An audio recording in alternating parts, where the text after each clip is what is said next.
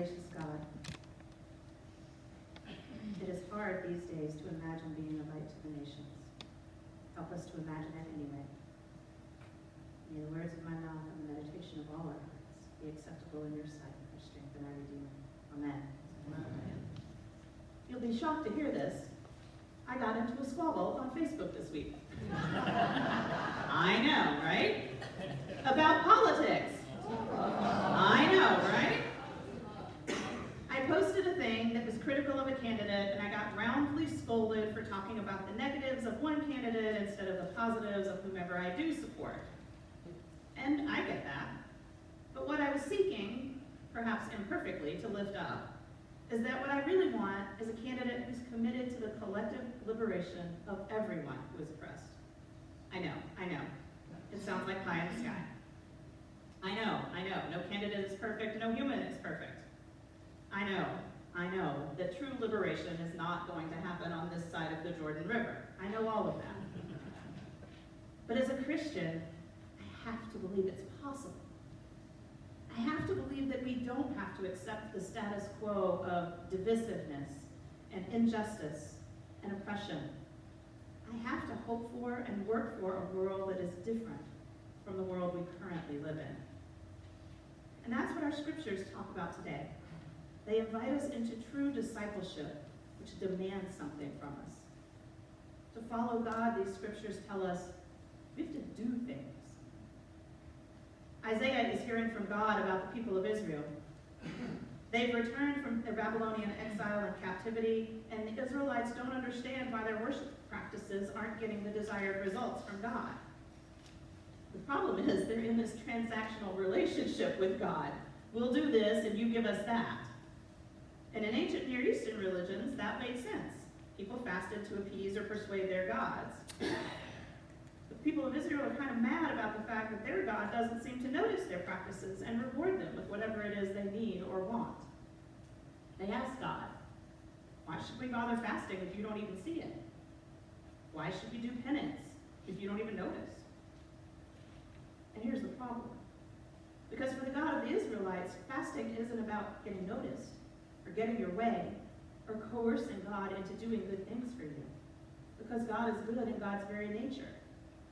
Rather, fasting is about justice. For Israel's God, fasting is about feeding the hungry, clothing the naked, and addressing the structures that allow God's beloveds to be hungry or naked in the first place. This is the sort of fast that pleases me, God says. Remove the chains of injustice, undo the ropes of the yoke, let those who are oppressed go free, and break every yoke you encounter. Yeah, it does sound a little bit like a pipe dream. But God is telling God's people plainly that fasting while they are oppressing workers and striking down poor people is nothing but hypocrisy. And God tells them what they need to do. Share your bread with those who are hungry and shelter with homeless poor people. Clothe people who are naked. Don't hide from the needs around you, and your light will shine.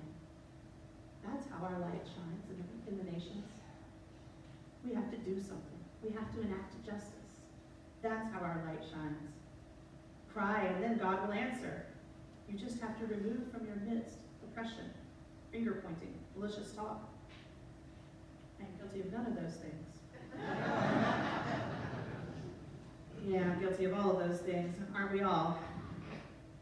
If you give yourself to the hungry and satisfy the needs of the afflicted, God says, that's how your light rises in the darkness. This is a specific mandate, and it tells God's people that they must seek justice for everyone, not just those who deserve it, but everyone who needs it. And the prophet says, if we do this, then our integrity will go before us. I love that word, integrity. Something with integrity is stable. All of its parts support the whole. And if we are to be people of integrity and justice, then we need to live integrated lives that practice true discipleship and that really seek the common good for all people. So if God's people take care of people who need it, their integrity goes before them. Their spiritual life, their fasting, their worship, their Bible study, other things, is in alignment with their actions. If your fasting is in line with your actions, God says, then yes, it means something. But if it's not, then of course it's not pleasing. That's never happened to me, where I've done Bible study one minute and then gone out and done something the next that's completely contrary to what I just read. Well, yeah, it has. That's what it means to have integrity. Not to fast to persuade God to do something or to convince God how good you are, but to seek the common good, to seek flourishing for everyone. We see in Jesus' life the continuation of that teaching from Isaiah. Jesus is addressing his disciples in the Sermon on the Mount. And last week, we heard the upside-down words of the Beatitudes. Blessed are the poor, blessed are the meek in spirit, blessed are the gentle. And today, we hear what actions Jesus requires of disciples. Be salt, be light. Make sure the light of your actions shines forth so that people can be drawn to God. They'll know we are Christians by our love, right? And importantly, Jesus tells the disciples that he hasn't come to abolish the law and the prophets. He has come to fulfill them. This is an important point. Jesus, a Jew, hasn't come to abolish the Jewish religion, but rather to call us to justice, like the prophet Isaiah did 700 years before. Our forebears in faith are our Jewish kin, including Jesus. All that Jesus knew of justice came from his Jewish faith.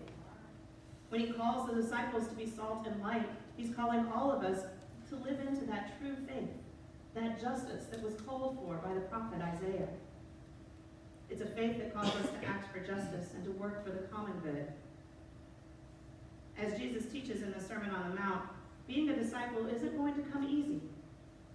He tells the disciples that they are called to be salt and light, that they must fulfill the commandments, and that their sense of justice must surpass that of the religious scholars.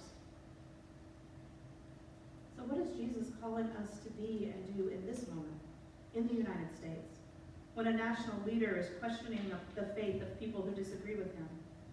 What does integrity look like in this moment? How do we, as disciples of Jesus, support the whole work of justice?